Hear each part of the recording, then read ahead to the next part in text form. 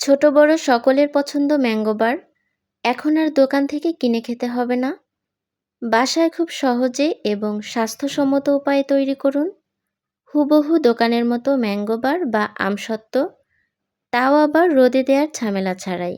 আসসালামু আলাইকুম দর্শক, আমার আজকের রেসিপি কাঁচা আমের আমসত্ত্ব বা ম্যাঙ্গো বার। ম্যাঙ্গো বার বানানোর জন্য এখানে 5টি কাঁচা আম নিয়েছি। এখানে 1 কেজি বা 1 কেজি থেকে কিছুটা বেশি আম হবে। আমের খোসা ছাড়িয়ে নিচ্ছি। সবগুলোর খোসা ছাড়িয়ে ধুয়ে নিয়েছি। এখন আমগুলো ছোট ছোট টুকরো করে কেটে নিব। আমগুলোর আটি শক্ত হয়ে গিয়েছে। এরকম আম নিলেই আমসত্ত্ব বা ম্যাঙ্গো বার ভালো হয়। আমি একটি ছুরির সাহায্যে আটির চারপাশের আম কেটে নিচ্ছি, তারপর টুকরো করে নিব। সবগুলো আম কেটে নেওয়া হয়ে গিয়েছে।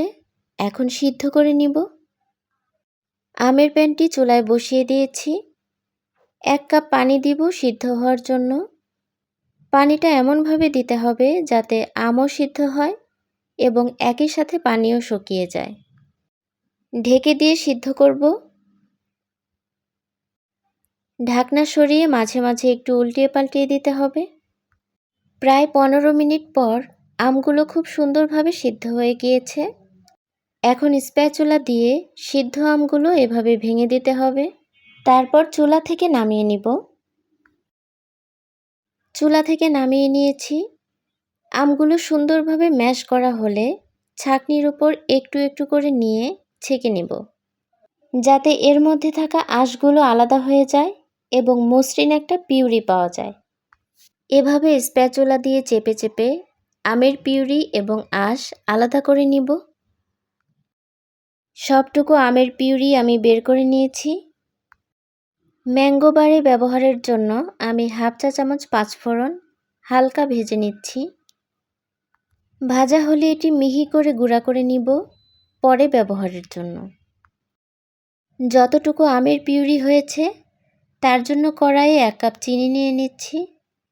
আমি ক্যারামেল বানিয়ে নিব।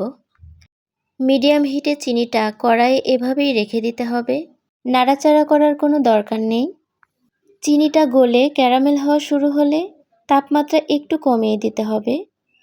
এখন চামচ দিয়ে একটুখানি নেড়ে দিব এবং সমস্ত চিনিটুকু গলিয়ে নিব। সম্পূর্ণ চিনি গলে গেলে তাপমাত্রা লোতে নিয়ে ক্যারামেলের কাঙ্ক্ষিত কালার বানিয়ে নিব। চিনিগুলো গলে যাওয়ার পর তাপমাত্রা বেশি রাখা যাবে না, তাহলে ক্যারামেল পুড়ে যেতে পারে এবং তিতা হয়ে যেতে পারে। ক্যারামেলের খুব সুন্দর একটি কালার তৈরি হয়েছে। এর চেয়ে বেশি কালার আর করব না।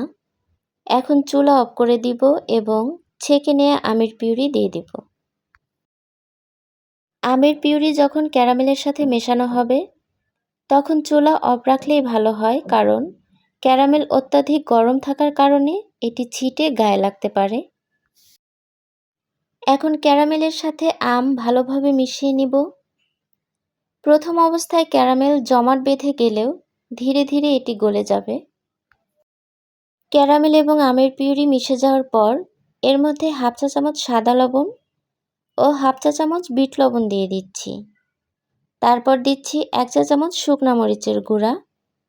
তারপর মিহি করে যে পাঁচফোড়নের গুঁড়া করেছিলাম সেটি দিয়ে দিচ্ছি। এখন সমস্ত উপকরণ ভালোভাবে মিশিয়ে জাল দিতে থাকব। কিছুক্ষণ পর আমি লবণ এবং মিষ্টিটা একটু চেক করে নিচ্ছি।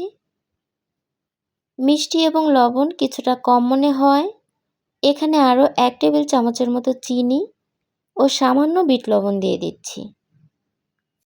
মিডিয়াম লোয়ের মাঝামাঝি টেম্পারেচার রেখে এটি জাল করব এবং অনবরত নাড়ব। আমি এটি রোদে শুকাবো না, ঘরে ফ্যানের বাতাসেই শুকাবো। এজন্য জাল দিয়ে পানি যতটা শুকিয়ে নেওয়া যাবে ফ্যানের বাতাসে শুকাতে তত কম সময় লাগবে। এটি অনবরত নাড়তে হবে, তা না হলে এটি নিচে থেকে পুড়ে যেয়ে টেস্ট নষ্ট হয়ে যেতে পারে। মিশ্রণটির ঘনত্ব এখন যে পর্যায়ে আছে এই অবস্থাতেও নামিয়ে নেওয়া যায়, কিন্তু আমি যেহেতু ফ্যানের বাতাসে শুকাবো আমি চাচ্ছি আর একটু ঘন করতে। এটি আগের থেকে বেশ ঘন হয়ে গিয়েছে। স্প্যাচুলা থেকে এটি বেশ ধীরে ধীরে পড়ছে এবং মিশ্রণটি থেকে বড় বড় বলক উঠছে। আমি এই অবস্থাতেই নামিয়ে নিব। বড় একটি স্টিলের প্লেট নিয়েছি।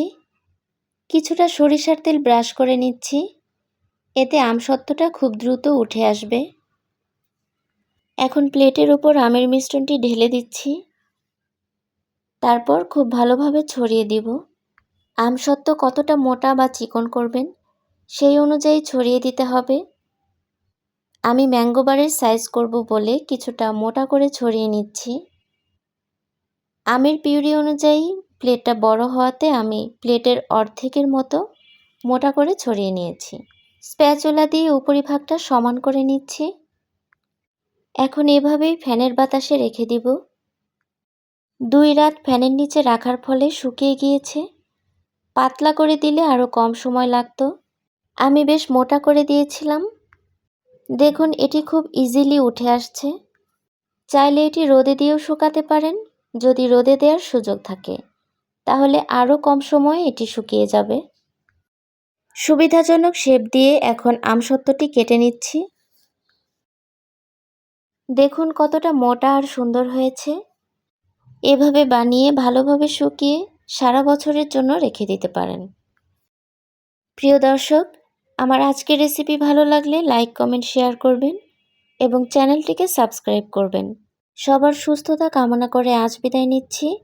দেখা হবে পরবর্তী কোনো রেসিপিতে। ততক্ষণ পর্যন্ত ভালো থাকবেন। আল্লাহ হাফিজ।